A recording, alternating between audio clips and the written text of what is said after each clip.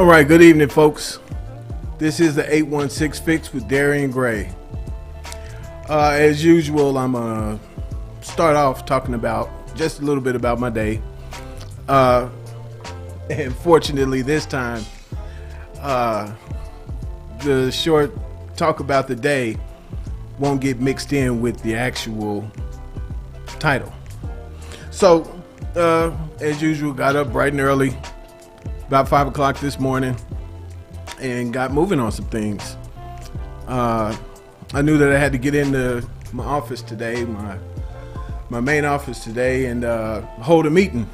So I went on in and got my meeting started. It was about 8:30, and it was a decent meeting, one that was most definitely needed.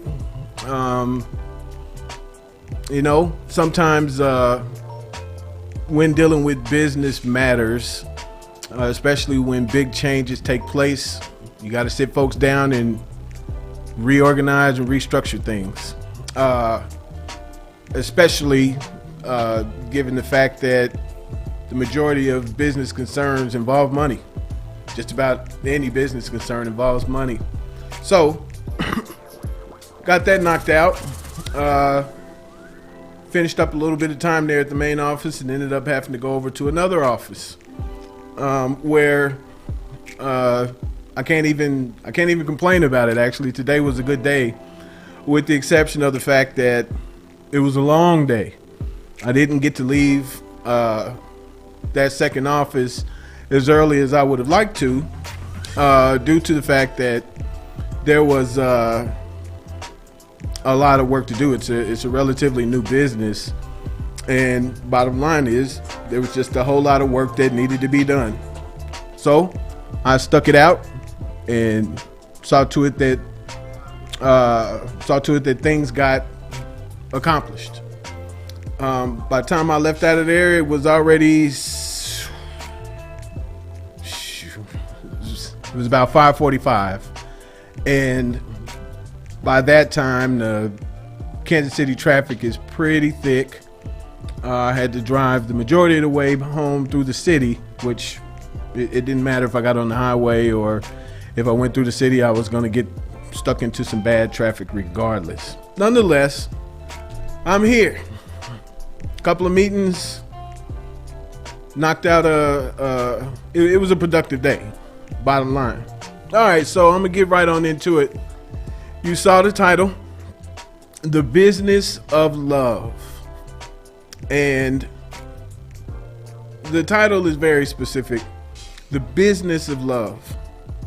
So a lot of times when people get into lovers' relationships, they tend to think that you can just get into it and things are just going to go the way that you expect or you hope it would go, right? And this is so far from the truth.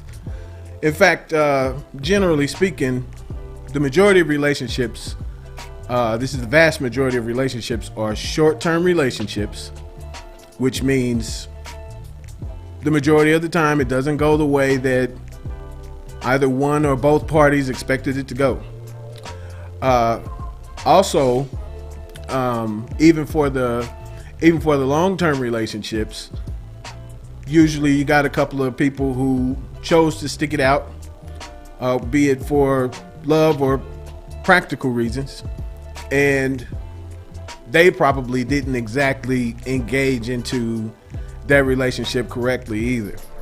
So the reason I call it the business of love is because when you get into a new relationship, it's important that certain things take place. You got to view it in the same way that you would, say, a job.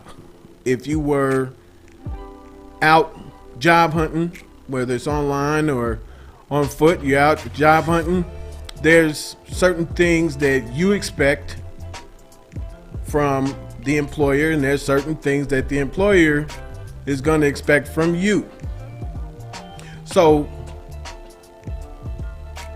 when you first go and you find a place that you want to apply to, right? You find this company that you want to apply to. You go in and you put in your application. The employer looks at it and they determine if they want to call you in for an interview, right?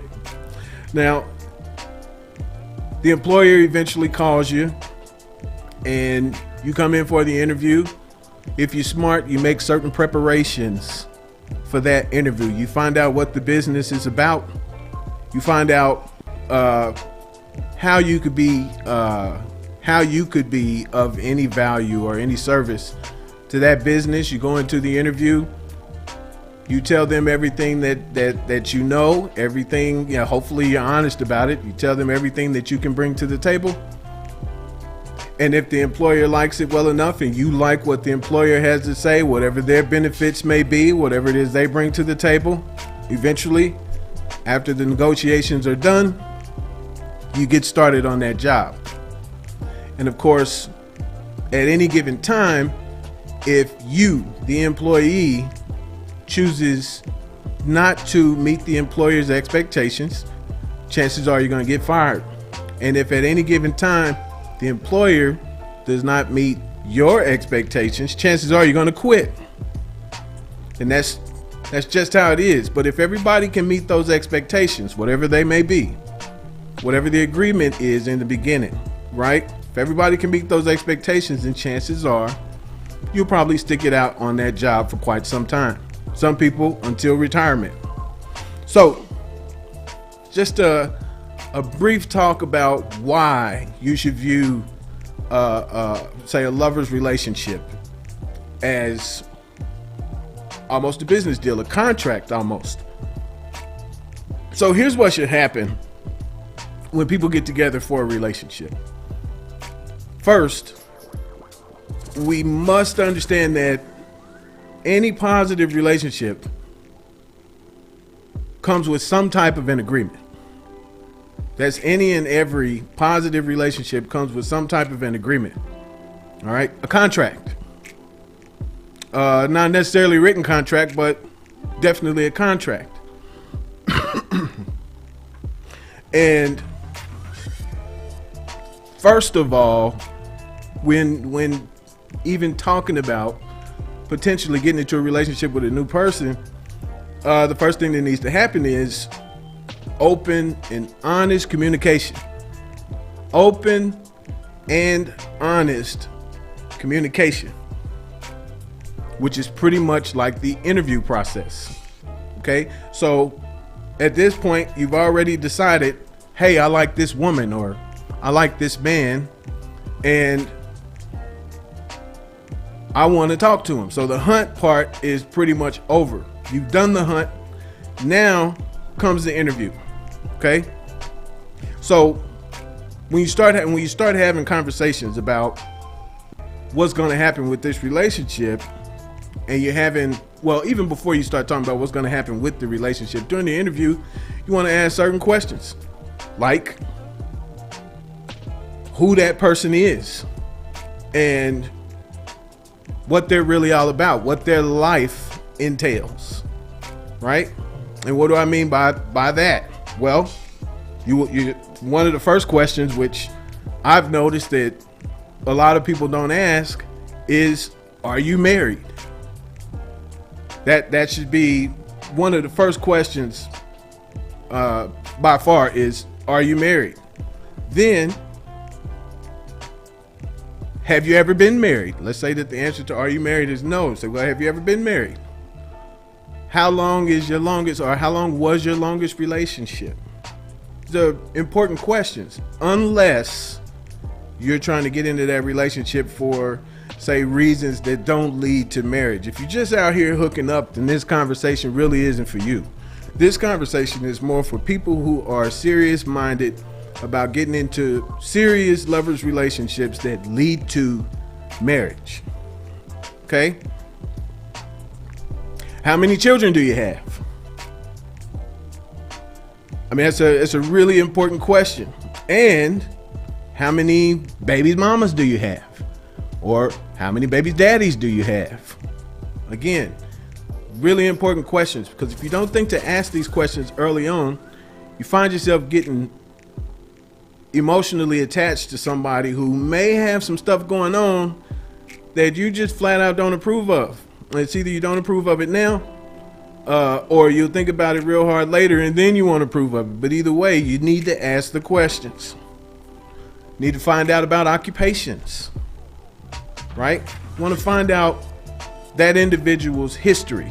You got to make sure that you are doing this interview properly. You got to find out what's going on, because you don't want to be hit down the line with some weird surprises. And then you don't hold yourself accountable and you say, well, how come you didn't tell me? Well, why would I tell you something that might run you off if you don't ask? All right. So next, you want to try to discuss expectations. So you get past the interview, you go out on a couple of dates, you get past all of that. Now you need to start getting off into the expectations. And when I use the word expectations, I'm saying what must happen. I want to talk about what must happen and what is not negotiable or non-negotiable. Okay? Are you marriage minded? So if you're marriage minded and you've started dating a person who's marriage minded, you're in the clear. You're good. But if you're marriage minded and you're dating somebody who is not marriage minded, that means they've got no intentions of getting married, or they don't even have any interest in the conversation. Well, you're making a mistake. Red flag 1. You might as well just back off of that and accept the fact that this thing probably isn't going to work. Because remember, the vast majority, over 80% of relationships are short-term relationships. They don't last. All right. So it's better to find out early on before you even get into what we would call a relationship. Find out early. All right. Are you marriage minded? Then if the person is marriage minded, then you should ask, well, when you get married, how many children would you like to have? Right? Because if this potential future wife or a husband wants to have 10 kids and you only want to have 2, you might have a problem, right? There's a deeper discussion that needs to happen, but you want to ask this question. How many children do you want to have? You should definitely discuss relationship structure. Okay? Now, this one is extremely important, because if you don't discuss relationship structure, meaning something as simple but important as gender roles, right? If you don't discuss it, again, you'll get hit with some weird surprise down the line and you ain't gonna know what to do. So it should be discussed. If we got married, who is expected to pay the bills? Who takes out the trash and washes the dishes? Who pays when we go out to eat? Whatever the case may be, those roles need to be discussed. All right. And I'm saying relationship structure. The best example of relationship structure that I can think to give right now is going to be gender roles. Does the other person even believe in gender roles, or are they so fixed on, say, in many cases like feminism, to where they want everything to be equal? They're looking for kind of a partner or something along those lines, right? And then occupations again. I mentioned that before in what is negotiable, but now I'm mentioning it again in what is not negotiable, in the expectations. If you all get married, if you get married to this person, right, is that person expected to maintain a job for the duration of the relationship? Say until you all have saved enough money and can retire, or not. I mean, you got some guys who are higher earners who don't have any interest in having a woman who works. They don't want her to work. And maybe you're the type of woman who says, well, I'm going to work. I'm not giving up. I'm not giving up my money. I'm not giving up my career. I'm going to work. It's time to part ways, because there you have an issue. Some men and women, some people desire more traditional relationships, right? And then we talked about the gender roles earlier. In some cases, you may have an extremely dominant woman who's a high earner, who may not have any interest in having a man who works. Maybe she wants a man who's gonna lay around. I always find those situations rather interesting. I won't get off into my opinions about that, but nonetheless, it is possible. Okay. And then one of the most important expectations to discuss is going to be monogamy. Monogamy.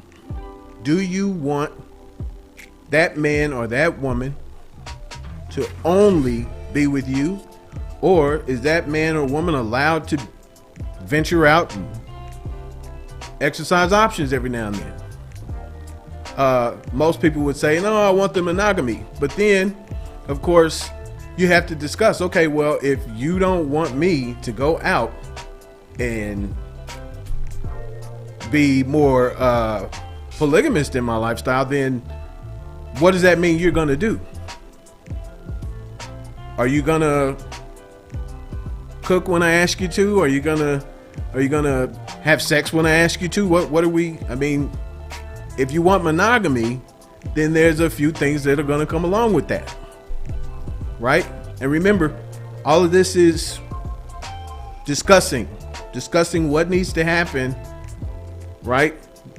For when the time of marriage comes, which shouldn't take very long. It should not take very long to get married. Okay?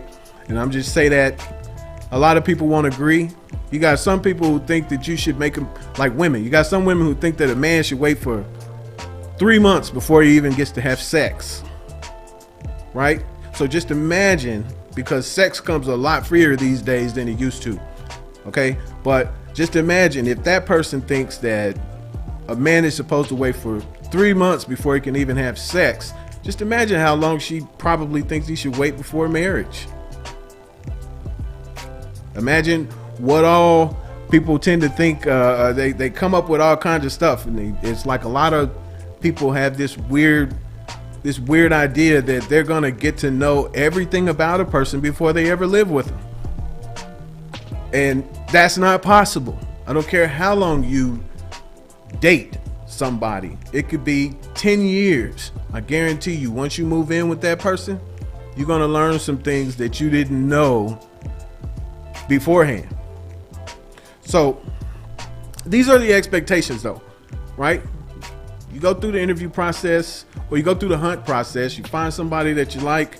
You go on a couple of dates, and in those couple of dates, you start doing the interview process. And you try to ask as many questions as you can. Open and honestly answer all of the questions that you're asked. And then you start discussing those expectations. Next, you should discuss the desires.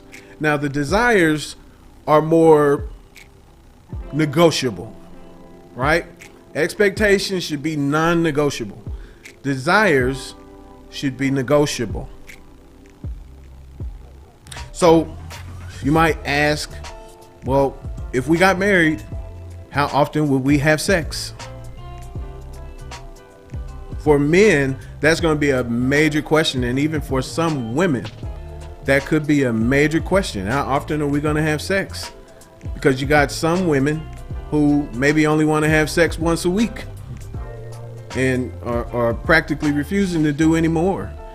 And you got some guys who maybe are only capable of having sex twice a week. And the woman might have a much higher sex drive. Just one of those ones that's really important. It is negotiable, right? Depending on the two. It in my opinion, it is negotiable, but there's another thing that absolutely needs to be discussed. How often do I get a home cooked meal? Is that going to be every night? Is that going to be 5 nights a week? How often does that happen? Right? When is date night? And what does that look like? Should we hold hands in public? Do you like public displays of affection? Right? Desires, things that one may want that may be extremely important to this one and not so important to the next, or vice versa, right? But those desires, those negotiable desires, all of it should be discussed. It's got to be discussed.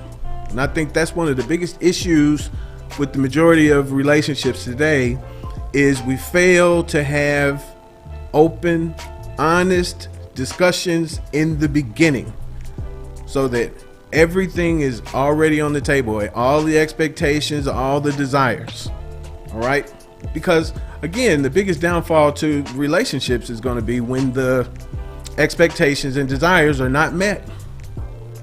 Especially the expectations. When the expectations are not met, relationships start to fall apart. And here's one thing that I want to say. All right? Please be very, very careful in the beginning, in the very beginning. Pay attention to the language of the next person, okay? Listen to what it is they're saying, because some people will let you know ahead of time. They'll tell you that they want to be married, right?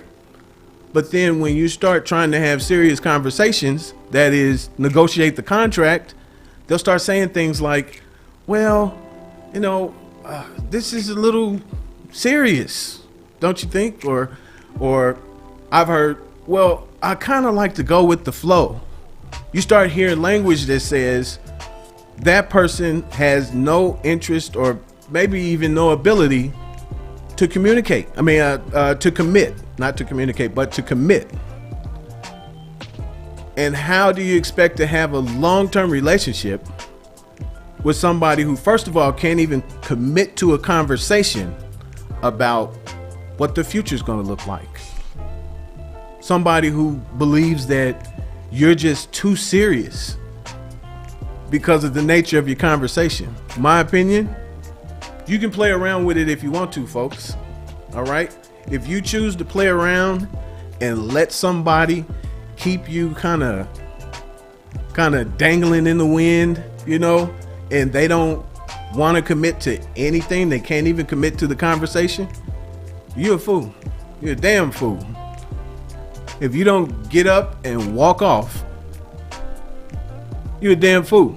Especially if you choose not to do it before there's any emotional attachment, right? That's the beauty of communication, is it gives you, if you pay attention, it gives you an opportunity to see everything that a person is about just from listening to what it is they have to say. All right. So after everything has been discussed, next comes execution. Now, execution is far more important. Execution is far more important than anything that could be said. Execution is about action. It's about what a person is going to do.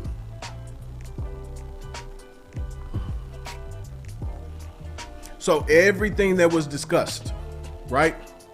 All of that discussion, all of the discussion about the expectations, all of the discussion about the desires, everything. Now comes execution. And if you're not paying attention, right? If you forget the promises that were made to you, you're going to get caught slipping. And in some cases, people don't even forget what was promised to them. They just kind of overlook it. And guess what? If you overlook it today, you're going to be overlooking it forever.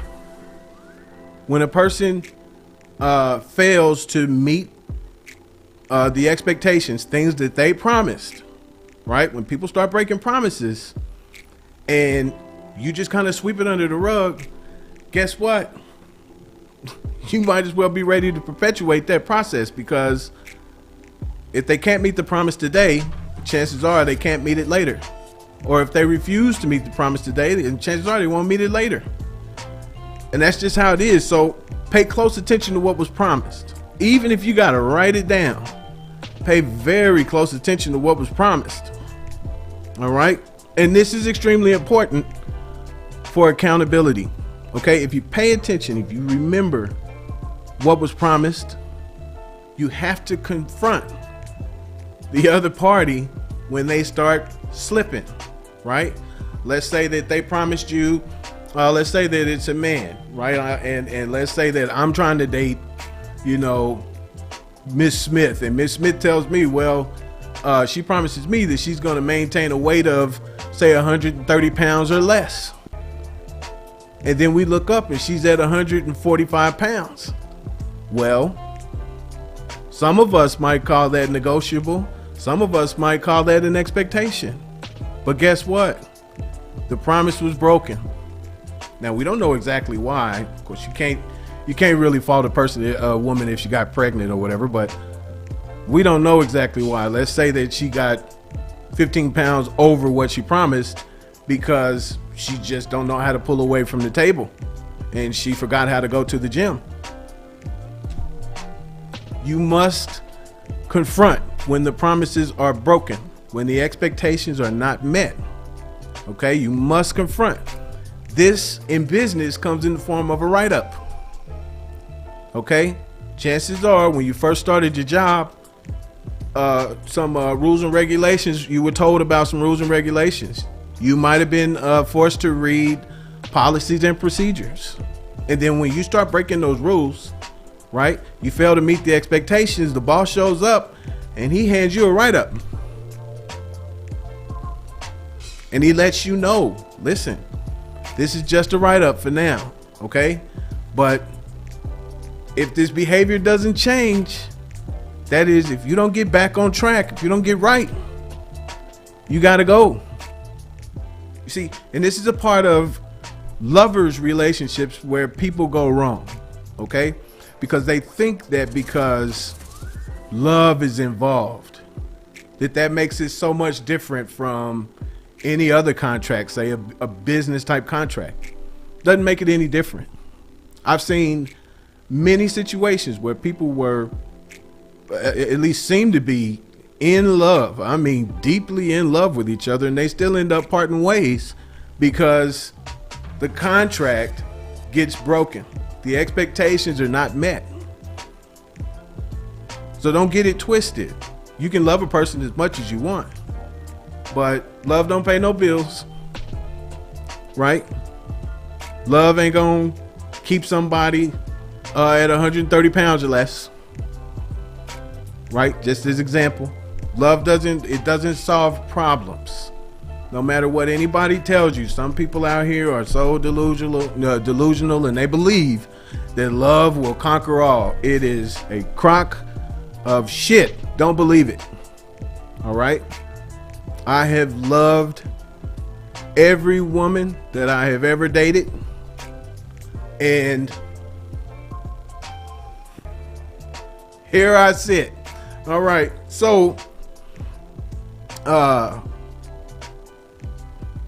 we went over paying close attention to what's actually done, always confronting when an agreement is not met, and what to do if the behavior continues. You got to walk away. So I think I kind of ran through everything that I wanted to say about this. Just remember this, folks. Okay? Lovers relationship, business relationship, friendships, all positive relationships, every one of them come with some kind of a contract, okay? Some kind of an agreement. And they all come with expectations. And you absolutely have to meet those expectations, because the very day that you decide, I don't want to do it, people end up parting ways. And then the funniest part about it is, it seems like the one with the worst behavior always is the person who's looking at the one with the better behavior, pointing the finger. Oh, you don't care. You don't love me. You just don't want me. And that's not the case. That's never the case. More than likely, especially if you all have any arguments, more than likely that person does want you. That person does care. That person does love you. You just so busy breaking the rules and breaking the contract to where and refusing to accept accountability for who you are and what you do, that you just can't, you don't realize it. You can't see it. So Anyways, look, folks, I'm gonna try to get out of here. My 30 minutes is up for the night. I appreciate anybody who chose to watch the show tonight, and I appreciate anybody who chooses to watch it later. Do me a favor, if you're on Facebook or YouTube, like and share these videos, okay? Like and share these videos, and if you are on Facebook, follow. Join the 816 Fix group, and if you are watching YouTube, again, like those videos and subscribe.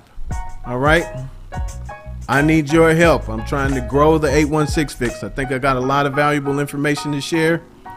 I just need more people to listen. So anyways, thanks a lot. Y'all have a good night.